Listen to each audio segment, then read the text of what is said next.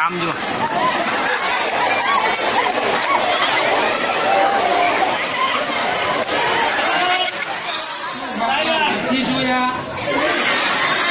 સરકારી સાહેબ એટલે બાપા.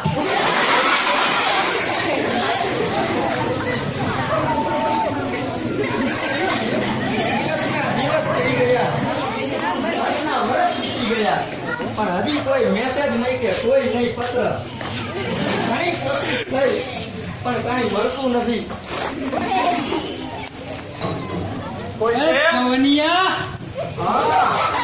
કોણ આવ્યું જો જરા.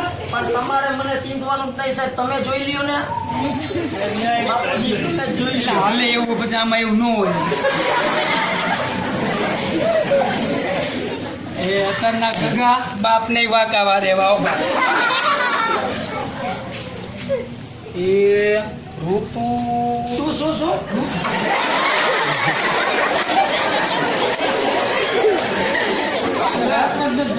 ખરેખર યાદ કરતા એનો પત્ર આવી ગયો. એમાં કહેવા માંગે છે, હું વાંચીને સંભળાવું. ઋતુએ આપેલ બાપુજીને પટાવવાની છે. બાપુજી તો સાંભળે છે. ઋતુ તું ન હોત તો મારું શું. બાપુજીને કહેવાનું છે કે તમે મારા ફ્રેન્ડ છો, તમે મારા બેસ્ટ ફ્રેન્ડ છો, તમે તો મારા એડવાઇઝર છો અને તમે મારા ફેસબુક ફ્રેન્ડ છો. એટલે 20મી ગુડમી લક ઋતુ. થેન્ક યુ ઋતુ.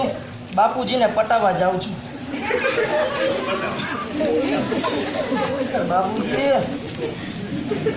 બાપુજી બાપુજી તમે જરા આમ બેસો તો. હું જરાક આમ બેસું તો. અરે તમે બેસો તો ખરા. કઈ વાંધો. તમે બેસો તો ખરા. સ્માઈલ આપો. મને ફોટો પાડો. હા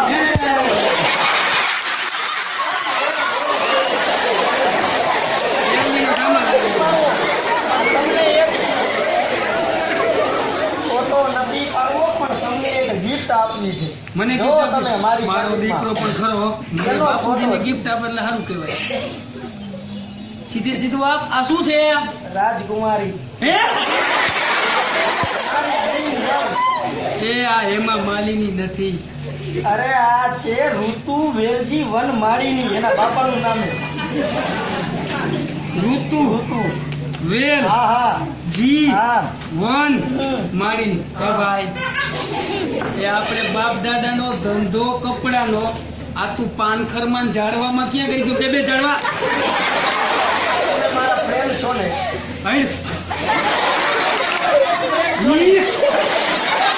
મિત્રો તો છો જ. એનું ઈદ થાય બધું. તમને ખબર હે મને MBA કરવા વર્ષની પહેલા મોકલો હતો. મોકલો તો ઈ અહીંયા મને ઋતુ મળી. એ ઋતુ મળે નહીં, ઋતુ મળે નહીં. ઋતુ એક ભૌગોલિક કારણ છે. શિયાળો, ઉનાળો, ચોમાસું એટલે ઋતુ. અરે ઈ ઋતુ નહીં, ઋતુ એક છોકરી છે.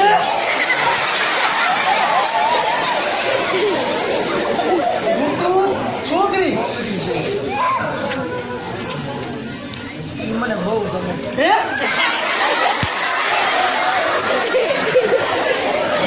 અને તમને પણ ગમશે જો. નો હોય, મને ગમશે. હા અરે લે. તો એક કામ કરો ને, તો તમે જ લગ્ન કરી લ્યો ને.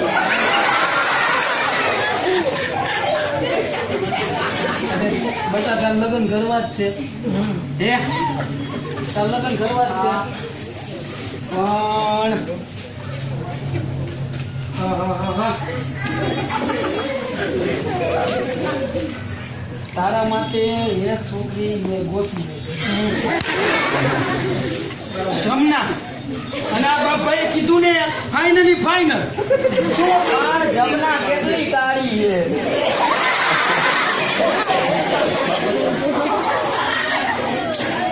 બાપુજી જમના કેટલી કાળી છે. અને કોણ બાપભાઈ? કોણ તમે બાપભાઈ કીધું? અરે બાપા આ તારો બાપભાઈ તારો બાપ. એને તો ઓળખ. આ એના બાપને નથી ઓળખતો. આમાં મારે સારી વાત છે. એ બટા ઈ કાળી હોય ને કાળી એમ હારી કોઈની નજર ન લાગે. કોઈ જોવે નહીં, કોઈની નજર ન લાગે. જો આપણા ઘરમાં એ કોઈ દોરું એમાંથી કાઢી છે ને કે નથી? આ તો પછી કે સવાલ વગરની જ વાત છે. આમતા જોવા જઈએ એવું નક્કી ન કર્યું કે આ દોરી એક કાઢીએ, એટલે જ નક્કી કર્યું. પછી એક વાત કહું જી, જમના રહીને હે બેટા, એક 8 ધોરણ પાસ, સુશીલ, સંસ્કારી અને સરસ મજાની સુકન્યા છે. એમ નથી બાપુજી, પણ આ જો પાણી પીએ ને તો ઘરે રહે. વેમજીનો કામમાં વેમજીનો આવી રીતે હોય ઘરે દેખાય, કોઈના દેખાના પાણી પીતા ઘરે. હા બાપ ભાઈ એકવાર કહી દીધું ને એટલે આમાંથી દેખાય કોઈ ન બોલે. શું બાપભાઈ એકવાર કહી દે ને, બાપભાઈના વેણ અને સાપના ફેણ ગામની અંદર બે જ વાતનો પડકાર પડે. શું?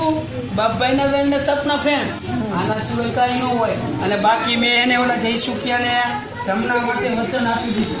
શું? જયસુખિયાને કહી દીધું હોય ભાઈ જમનાના લગ્નમાં પવનિયા એ સરસ. હા મારો પવનિયો એને એની હારે છે ને એ છોકરી એવી એને કે એના ઘરમાં જઈને તો અસલ બધું ધનુક પનુક કરી નાખે. અને જો તમને ખરેખર એવી બધી ગમતી હોય ને તો તમે એકવાર લગ્ન કરી જ નાખો. ફરી વખત શું કીધું તે? જો તમને એટલી બધી જયસુખભાઈની છોકરી ગમતી હોય તો બાપુજી તમે લગ્ન કરી નાખો. હે એ પૂછ્યું તાર માન પૂછ્યું તાર મને. હવે મને કઈ વાંચતું નથી, પૂછ્યો જા. હવે જાદો બોલતો બોલતો ચડતો જમા આ ઘરની અંદર. ક્યાં? આ ઘરની અંદર. આ ઘરની અંદર કોઈને એવી હિંમત નથી કે આ બાપભાઈ સામે બોલે. તારા સિવાય કોઈની હિંમત નથી કે આ બાપભાઈ. અને જાજો ફરું થામા કેવો? આ ગંજી પહેરવાનો ગઢ નથી, બૈરું ગોતવાની.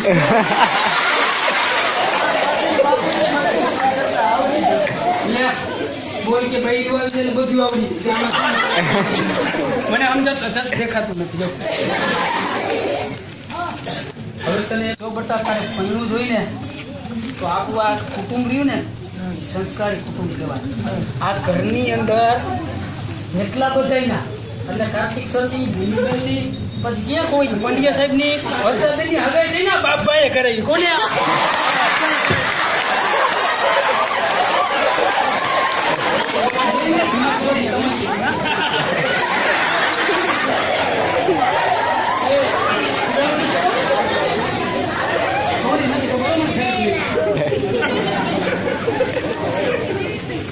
હવે બીજી મારે તને એ વાત કરવા, બરાબર? આ બધા જેટલા બધા સુખી પૂછી જોઈ જરાક. એ લગ્ન થઈ ગયા દુઃખી થાય, બધા અત્યારે સુખી છે. સમજે કેવું? બાકી તને એમ હોય કે મારે લગ્ન કરવા જ છે તો પછી મારે કઈ જાજુ કહેવાય નહીં. માને બોલાવતો ખરેખર કોઈને બોલાય એટલે તરત જ હું કહી દઉં. પણ હજી એક વાત, શું? તમારી જેટલી ટાયર મોટી ને એટલું તમારું દિલ.